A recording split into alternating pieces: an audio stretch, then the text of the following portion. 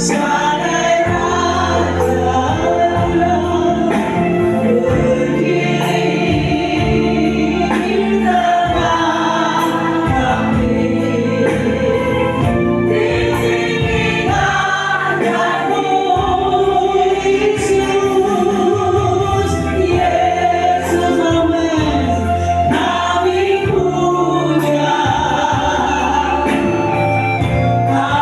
sembah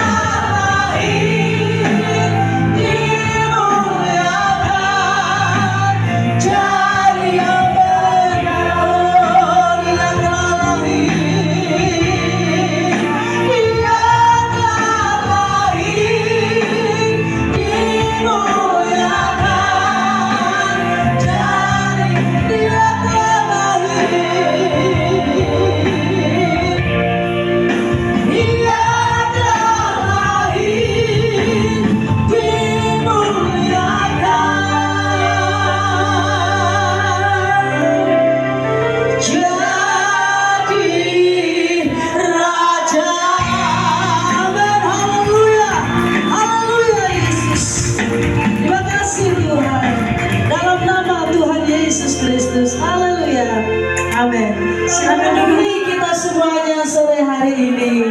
Haleluya. Dari seluruh penjuru, dari seluruh daerah kumpul di tempat ini bersukacita memuji Tuhan. Haleluya. Kita akan nyanyikan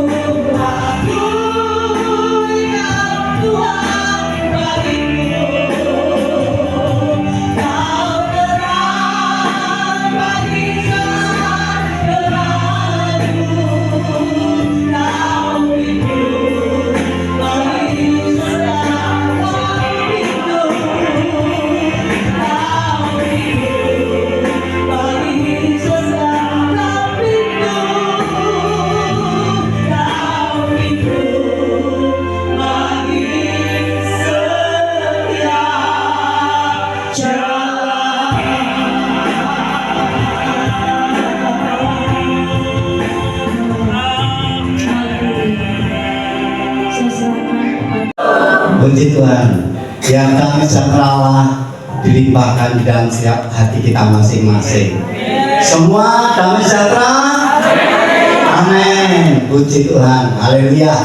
Pada kesempatan sore hari ini saya bersyukur karena diberi kepercayaan untuk merenungkan kebenaran firman Tuhan. Ya, jadi saat ini saya tidak mengajar karena ketua kita itu titelnya bele-bele banyak sekali, apalagi tuan rumah. Ya, saya hanya mbak tuan pedesaan, saya ingin sharing saja. Amin. Haleluya. Nah, pada kesempatan sore hari ini, ya, firman Tuhan diberi judul Allah hadir untuk menyelamatkan keluarga. Siapa keluarga itu? Keluarga itu kita semua. Amin. Ya. Yang laki menjadi suami, yang perempuan menjadi istri. Setelah kumpul punya anak, namanya orang tua. Amin. Ya, suami menjadi bapak dan istri menjadi ibu. Itu kalau orang Jawa. Ya. Tapi kalau bahasa lain kan banyak sekali ya. Tapi yang penting bagi kita semua ini adalah keluarga yang sudah dikehendaki oleh Tuhan. Ya. Mengapa sore hari ini Allah datang untuk menyelamatkan keluarga? Apakah keluarga kita ini belum mendapatkan keselamatan? Ya. Di dalam Matius pasal 1 ayat 21 sampai 24. Ya, kita dengarkan pembacaannya. Matius 1 ayat 21 sampai 24 yang begini bunyi firman. Ia akan melahirkan anak laki-laki dan engkau akan menamai dia Yesus, karena dialah yang akan menyelamatkan umatnya dari dosa mereka. Hal itu terjadi supaya genaplah yang difirmankan Tuhan oleh Nabi.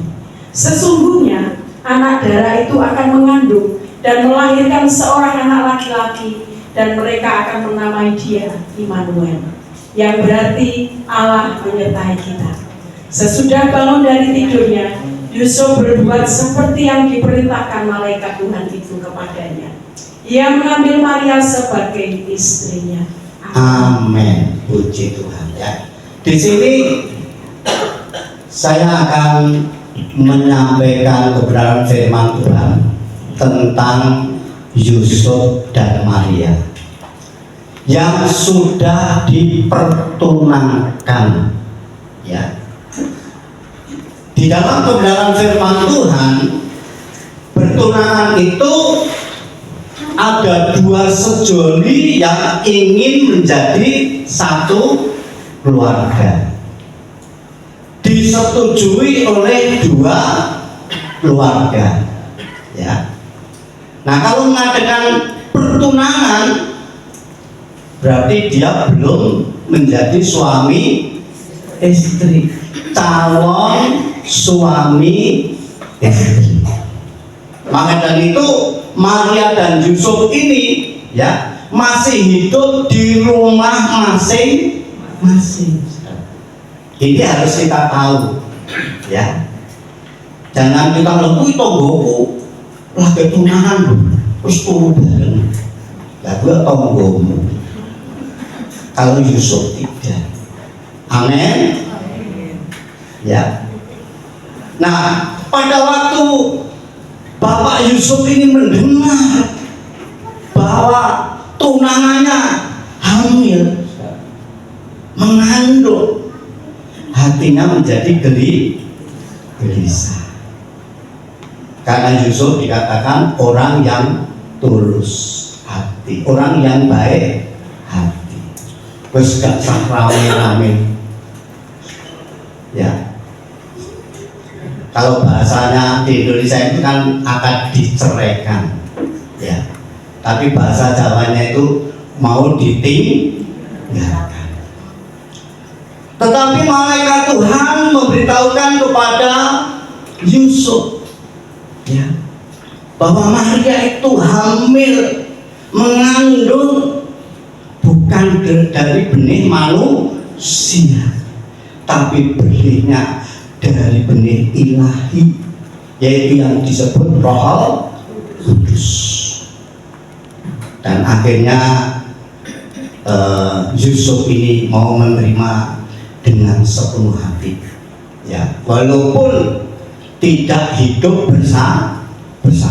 Begitu juga Maria, pada waktu dia mendengar kabar dari malaikat Jibril, Maria engkau akan mengandung. Orang Yahudi itu kalau ada perempuan mengandung duluan itu melanggar hukum, ya.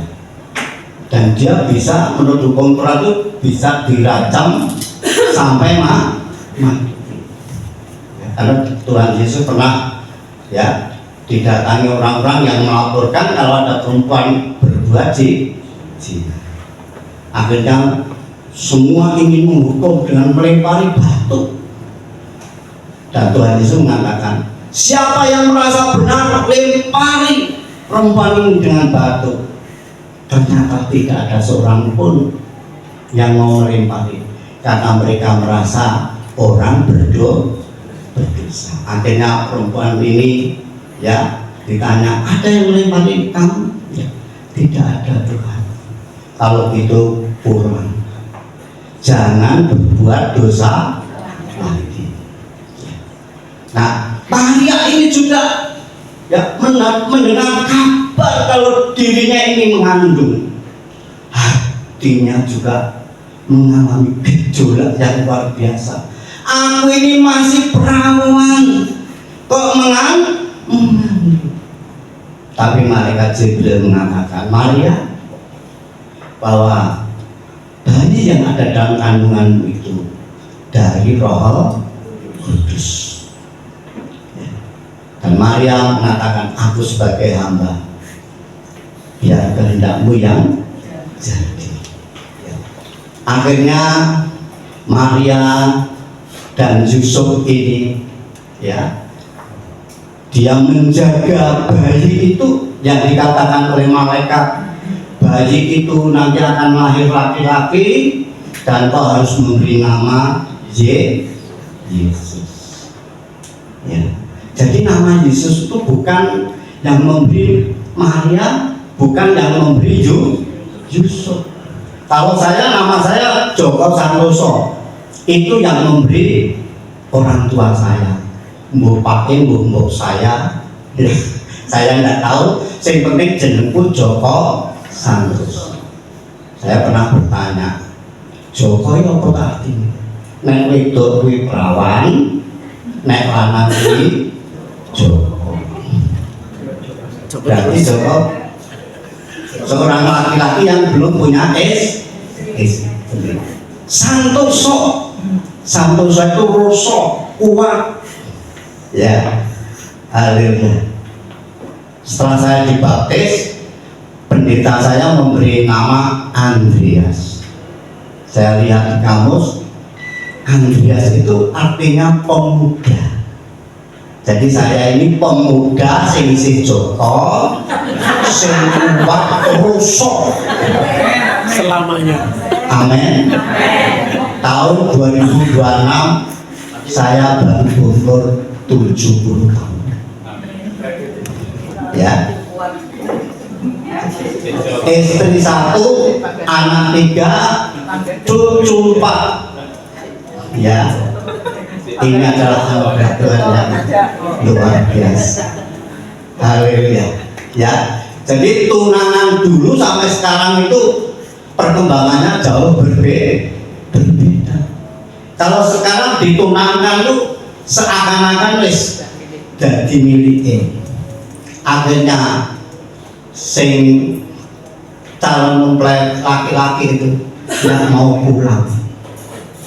Nah, akhirnya di jadwal 1 tahun 3 bulan sudah diajukan kawin karena sudah kebobolan. Tapi puji Tuhan ya, pada kesempatan ini peristiwa kelahiran Tuhan Yesus itu adalah kelahiran yang kudus ya. Jadi bayi Yesus itu betul-betul kudus di dalam kandungan. Di sini Yusuf tidak berani untuk mengadakan hubungan seperti suami istri sampai bayi itu lahir. Maka dari itu Yesus disebut bayi kudus. Ya. Di dalam 1 Petrus dikatakan bahwa Tuhan Yesus memberikan teladan bagi kita. Dia tidak pernah berbuat dosa. Jadi kekudusan Yesus itu dijaga betul. Memang Yesus sebagai Allah yang kudus. Puji Tuhan ya. Nah, Natal identik dengan kehadiran Allah di tengah-tengah manusia. Setuju ya? Setiap Natal itu kan pasti memperingati Allah hadir ke dalam dunia. Siapa Allah kita? Siapa yang berani jawab? Siapa Allah kita? Tuhan Yesus Kristus. Tuhan Yesus Kristus. Apakah saudara percaya kalau Tuhan Yesus itu adalah Allah Sang Pencipta langit dan bumi? Apakah saudara percaya kalau Tuhan Yesus itu Allahnya Abraham, Allahnya Ishak, Allahnya Yakub? Percaya. Ya. Karena pada waktu Pak Yakub ini dalam perjalanan mau mencari istri, ya, di tengah perjalanan dia capek, akhirnya tidur dengan bantal dari batu. Wah, nek kesel, bantalnya tidak usah pakai kapuk, batu saja sudah wangi. Saking ngangelnya jadi mimpi melihat bahwa di dunia ini ada tangga yang tinggi sampai ke langit. Langit itu menggambarkan surga. Malaikat-malaikat Tuhan turun naik. Ya, itu Kejadian 28 ya. Dan di situ dikatakan Tuhan berfirman kepada Yakub, "Akulah Allah Abraham nenekmu." Kalau di Jawa ini nenek kan perempuan ya, tapi bahasa Jawa kita Abraham itu kakekmu kan gitu. Haleluya. Dan aku adalah Allah Ishak bapakmu. Setelah itu Tuhan berbicara, tanah yang engkau injek ini akan kuberikan kepadamu dan kepada keturunan. Tuhan akan menyertai, menjaga, melindungi dalam perjalanan. Ya, sampai Yakub berhasil mendapatkan istri dari keluarga ibunya, saudara ya. Jadi yang diambil itu adalah keluarga dari ibunya ya Yakub, ya. Dan akhirnya di sana dia menikah, ya. Tapi saya tidak menerangkan itu. Yang saya terangkan bahwa Yesus Kristus adalah Allahnya Abraham, Allahnya Ishak, Allahnya Yakub. Setuju ya? Puji Tuhan. Siapa sampai sekarang yang sudah melihat Allah? Jadi sampai sekarang tidak ada seorang pun yang pernah melihat Allah.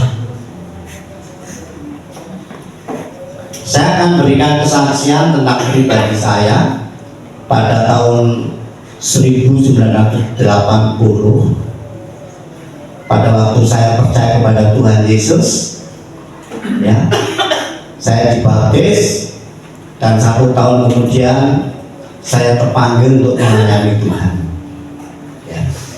Dan saya sudah pekerjaan saya tinggalkan, dan saya dibina sama seorang hamba Tuhan di kota Solo, ya, yaitu tepatnya pada tanggal 1 Juli tahun 1981.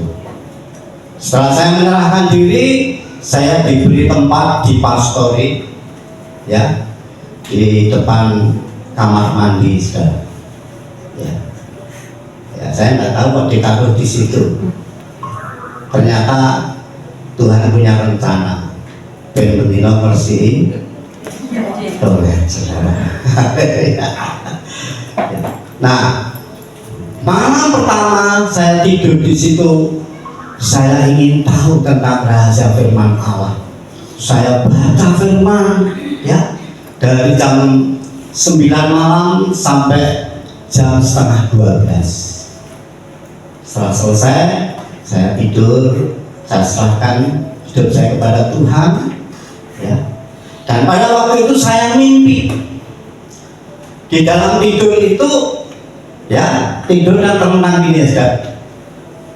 Gitok saya ini diangkat oleh seorang, nggak tahu perempuan atau laki, tapi tangannya saya lihat itu besar kekeh gitu, saudara. Pakai jubah putih, tapi mukanya tidak kelihatan. Dan saya diangkat, saya merasa lihat di atas itu gelap dan banyak bintang-bintang. Dan di tengah perjalanan saya ditanya, apa kowe wis siap? Pada waktu itu saya menjawab, dereng. Orang kita baru belajar beberapa hari, siap apa? Ya, akhirnya saya dilepas turun. Terasa ini geger ini apa, kena angin itu terasa belah gitu. Bangun saya, ternyata bangun di tempat tidur. Ya.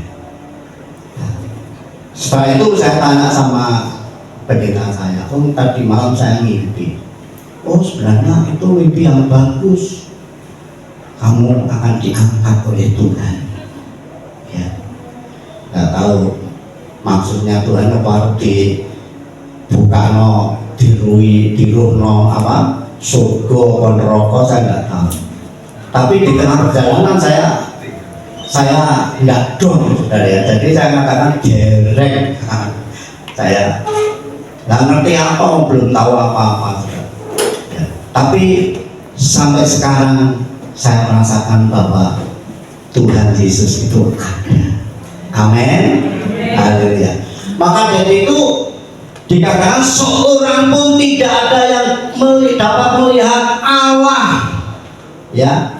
Yang dimaksud ini adalah Allah Bapa yang di surga. Kita percaya Allah kita itu Tunggal, ya. Allah Bapa, Allah Anak, Allah Roh Kudus, ya. Nah, anak yang tunggal, ya, dari Allah Bapa ini yang menyatakan kepada dunia ini. Setelah itu saya sekolah Alkitab, bandong.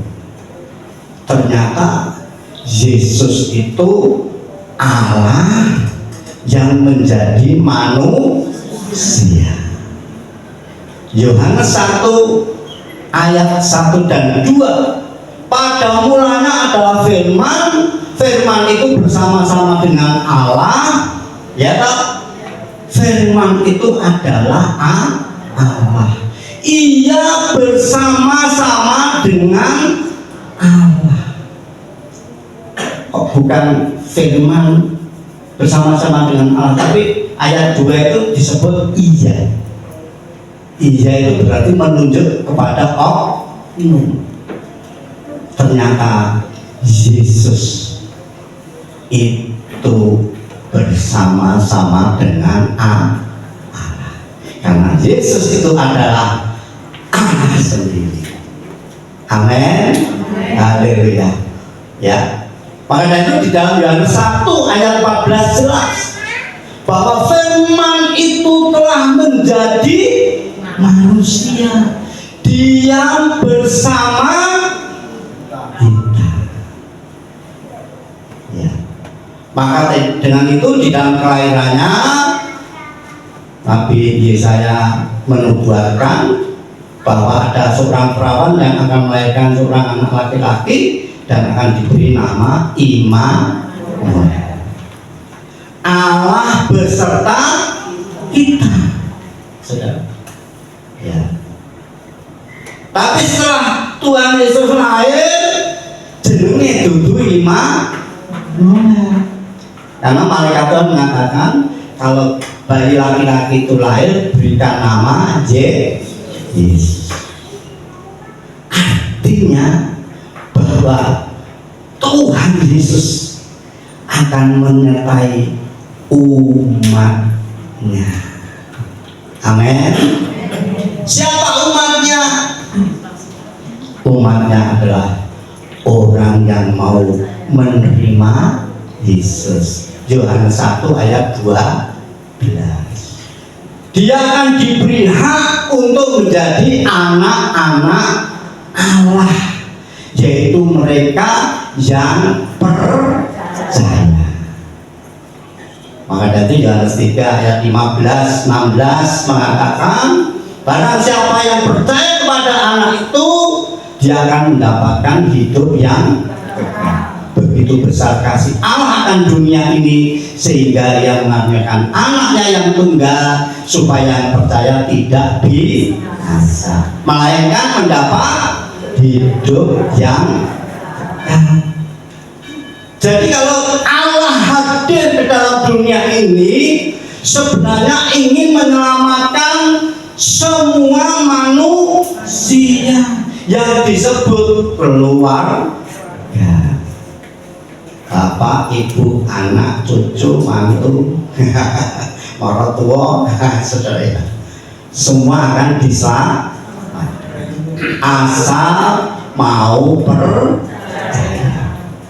Nah, bagaimana orang yang percaya kepada Tuhan tetapi dia jatuh di dalam dosa? Tuhan mengatakan dia itu menjadi orang yang terhilang, saudara. Ya. Nah, orang yang terhilang ini sampai saat ini Tuhan datang, aku datang untuk mencari yang terhilang, untuk diselamatkan. Di sini ada enggak ya yang terhilang? Gak enak om jemaat Tanjung Manong ini jos om.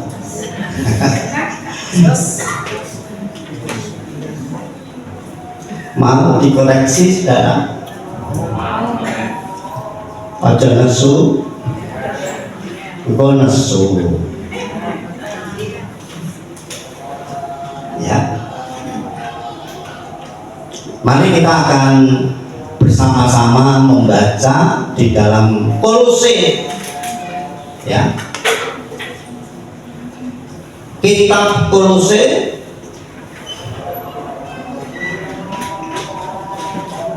pasal yang ketiga ayat 18 sampai ayat 21.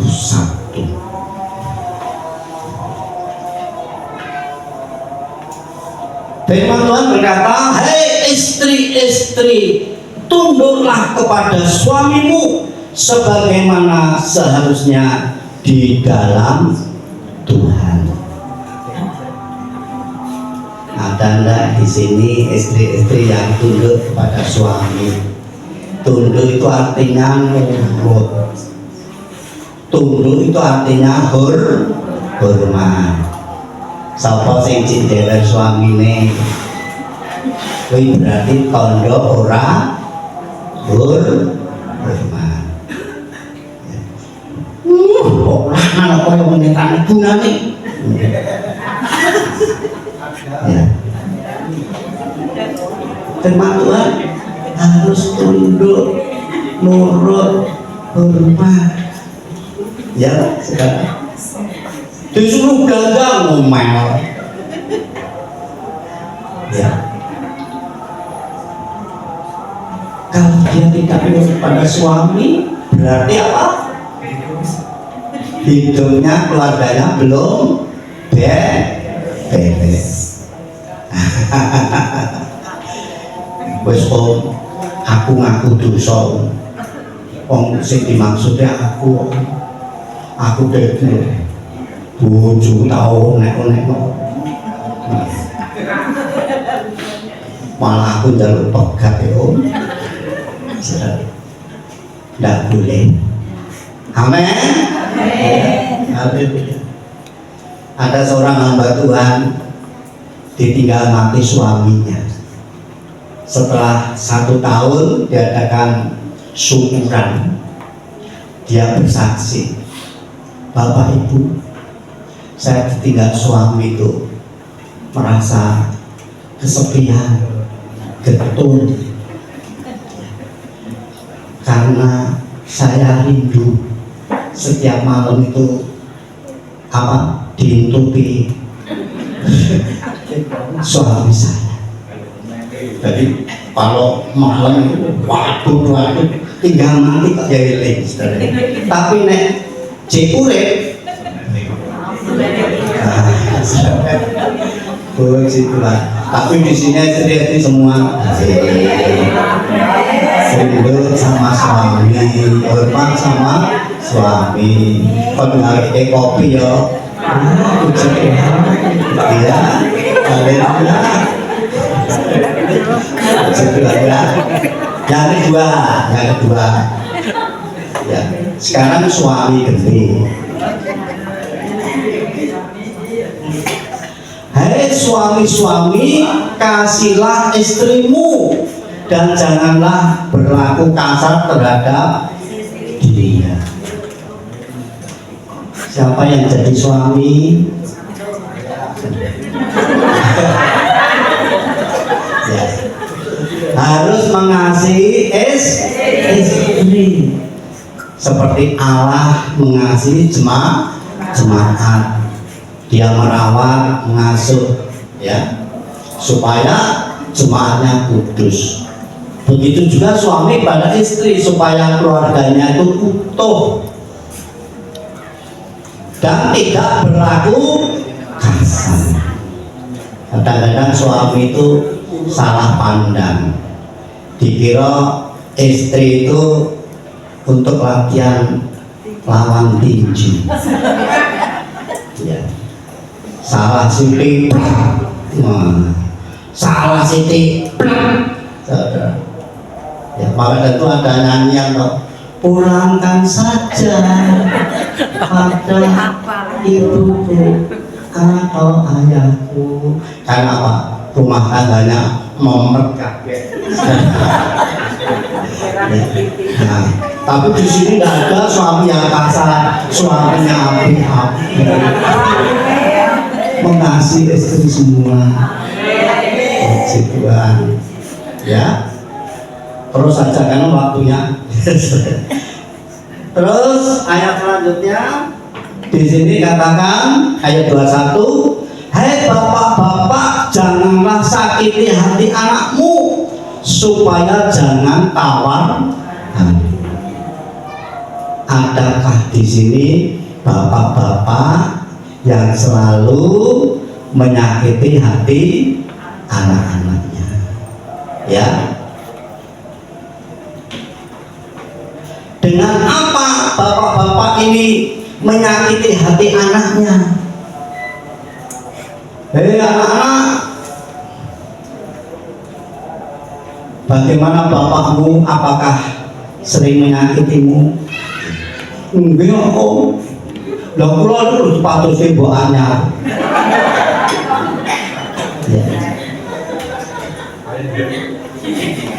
Akhirnya anaknya menjadi sakit hati, menjadi kalah.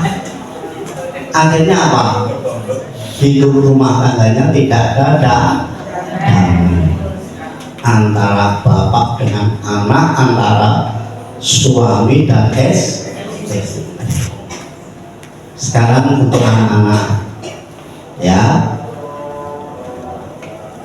ayat yang ke-20. Hai anak-anak, taatilah orang tuamu dalam segala hal, karena itulah yang indah di dalam Tuhan. Hei anak-anak, taatilah kepada orang tuamu. Nek suruh sekolah ya sekolah, jangan bolos.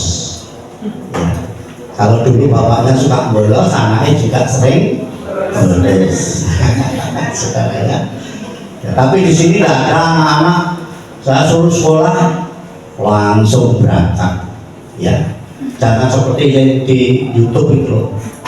Ya, katakan jarene merdeka sampai rasa bulanan layangan.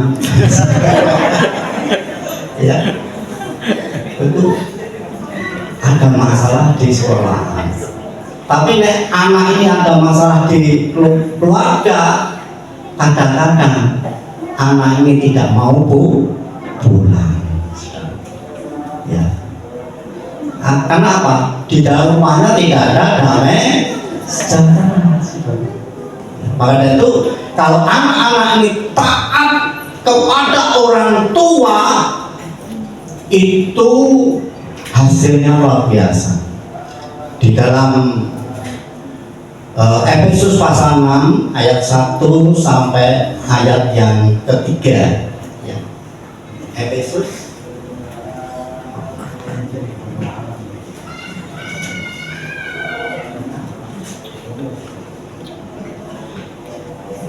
demikian. Hai anak-anak, taatilah orang tuamu di dalam Tuhan, karena haruslah demikian. Ini keluarga yang bahagia itu kalau bapak ibu anaknya semua di dalam Tuhan, saudara ya. Tapi kalau bapak ibu di dalam Tuhan, anaknya belum, Tuhan mencari. Amin. Lah bapak dalam Tuhan, anaknya dalam Tuhan, ibu belum, Tuhan datang mencari ibu. Ya, supaya apa? Supaya mau percaya dan menerima Tuhan Yesus. Allah akan memberikan hak untuk menjadi anak-anak Allah, atau menjadi satu keluarga Allah yang diberkati oleh Tuhan. Saudara ya. Terus ayat yang kedua di sini dikatakan, ya, hormatilah ayahmu dan ibumu. Ini adalah suatu perintah yang penting, seperti yang nyata dari janji ini. Ayat 3, supaya kamu berbahagia dan panjang umurmu di bumi. Ya, jadi kalau ada anak, ya, bisa menghormati ayah ibunya, berkatnya itu panjang umur. Kalau di Amsal Sulaiman ditambah panjang umur dan bahagia. Jangan sampai ulang tahun saja panjang umur, tapi sama orang tua tidak mau taat, tidak mau nurut, ya. Maka dari itu kita semua keluarga, ya, istri harus tunduk, suami harus mengasihi istri, bapak, ya, jangan menyakiti hati anak-anaknya. Dan anak harus taat nurut pada orang tuanya. Kiranya Tuhan memberkati kita. Amin. Tuhan waktu.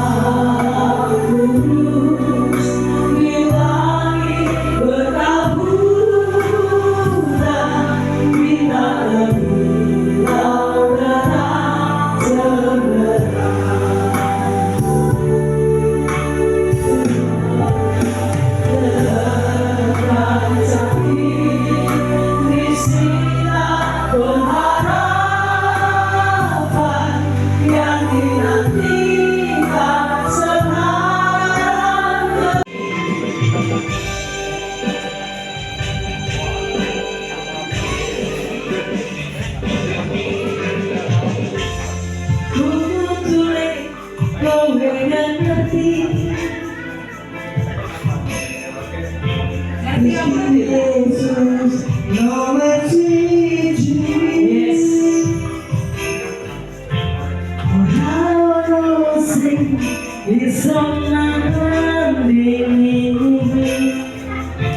juru selamat sing sejati.